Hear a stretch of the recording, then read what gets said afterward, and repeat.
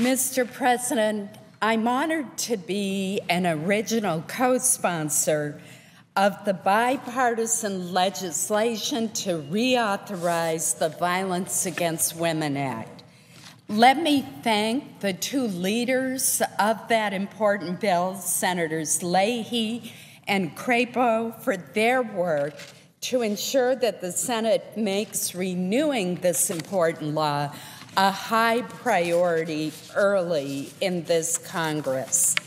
I also want to acknowledge the work of the many advocates who have delivered so strongly the message to Congress and to the public that we must do more to prevent violence from occurring in our homes and in our communities. Our law enforcement officers, counselors, social workers, healthcare professionals, public educators, and community service providers are truly on the front lines of the efforts to help those who are the victims of violence and to help prevent violence from occurring in the first place. Their advocacy on behalf of these victims has helped to make this bill a priority. I commend them all for the work that they are doing each and every day.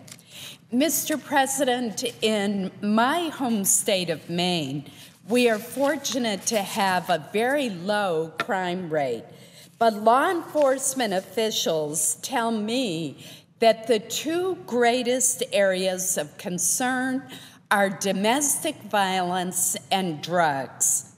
Often these two go hand in hand.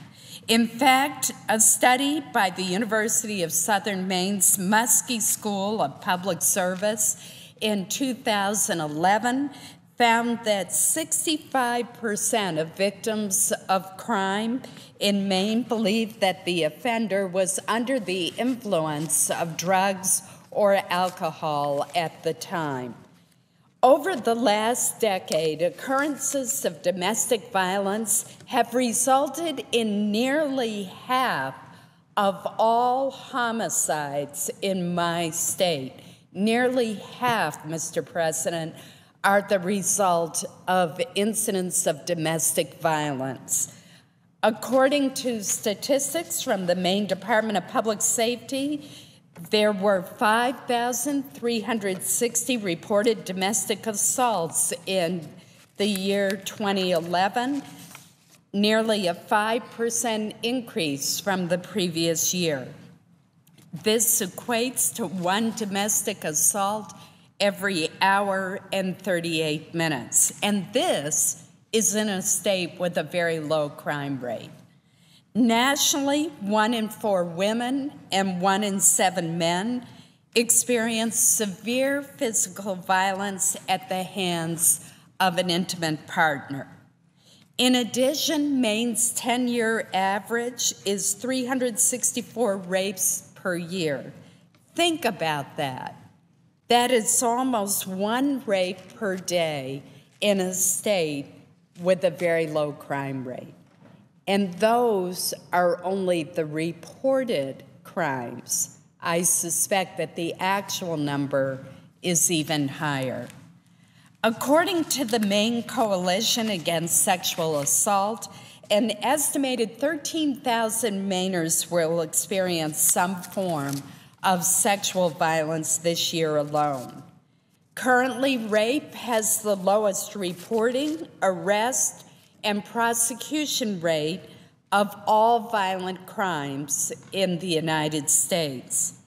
And so I'm very pleased that this year's reauthorization bill also includes the provisions of the Sexual Assault Forensic Evidence Registry, or SAFER Act, which was authored by our colleague, Senator John Cornyn. And I commend him for his leadership in that area, and I'm pleased to be a co-sponsor of his bill, which unanimously passed in the last Congress in the Senate and has been incorporated into the Violence Against Women Act reauthorization. This bipartisan bill, the SAFER Act, would authorize the Attorney General to award grants to state and local governments to audit and reduce the backlog of untested rape kits. Mr. President, I think you will share my shock and alarm at the number of these kits that is sitting in the possession of law enforcement agencies and that could contain DNA evidence that would lead to prosecutions and help get rapists off the streets, and yet have not been analyzed. The estimate is between 300,000 and 400,000 of these kids are just sitting in the possession of law enforcement agencies but have not been analyzed. That is totally unacceptable. Mr. President, the reauthorization bill that we introduced last week would help ensure that Maine and every other state has the necessary resources to support victims of violence and, whenever possible, to prevent violence from occurring in the first place. Elizabeth Saxel, the executive director of the Maine Coalition Against Sexual Assault, recently wrote to me in support of the reauthorization of the Violence Against Women Act. She noted in her letter, and I quote, that by reauthorizing and making significant improvements to these important programs, this legislation will help fulfill the critical unmet needs of victims of violence and expand protections to currently underprotected populations. And Mr. President, I would ask unanimous consent that her letter be printed in the record at the conclusion of my remarks. Without objection. Mr. President, the Violence Against Women Act has made a significant difference in combating domestic violence, sexual assault, and stalking through grants to state and local governments and nonprofit organizations. Since it was first passed in 1994, the programs authorized under this law have provided state and local partners with more than $4.7 billion of assistance. This assistance helps to ensure that the victims of violence get the help they need to recover and has prevented incalculable suffering by stopping violent crimes before they happen. It is extremely important to pass this legislation because all men and women, and men are victims as well as women. In some ways, the name of this law should be changed.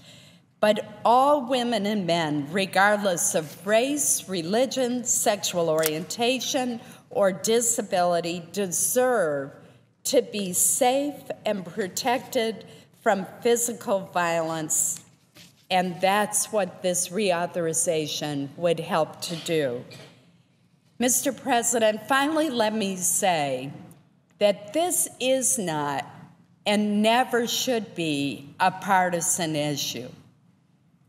Violence, domestic assaults do not discriminate between Republicans and Democrats, independents and Greens, or people who are not politically active at all. This is an equal opportunity crime that harms people regardless of their political affiliation, their profession, their location, their status in life. It is an issue that deserves bipartisan support. And I hope that my colleagues on both sides of the aisle will come together and pass this important bill. I recognize that there may be some provisions of this bill which are controversial, but surely we can come together in support of the goal of this vital legislation. We can work out differences, if not on the Senate floor, then in conference with the House. But surely we can come together and reauthorize this law that has made such a difference to so many in our country. Thank you, Mr. President.